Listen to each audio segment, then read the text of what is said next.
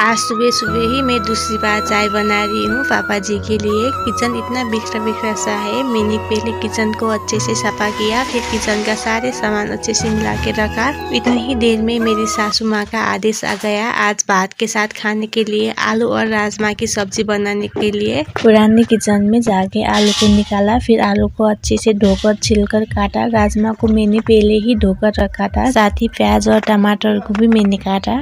Gas को open करके gas में कुकर चढ़ाया, फिर उसमें मैंने तेल डाला। गरम तेल में प्याज, लहसुन और टमाटर डाला। थोड़ी देर में मैंने आलू, राजमा और मसाले डाल के पकाने के लिए छोड़ दिया। आज मेरी सासू माँ की दोस्त मशीन में घास आनने के लिए नहीं आ पाई, तो मैं चली सासू माँ की हेल्प करने। मैंने मशीन में घास डाला, फिर मेरी सासू माँ ने मशीन चलाया।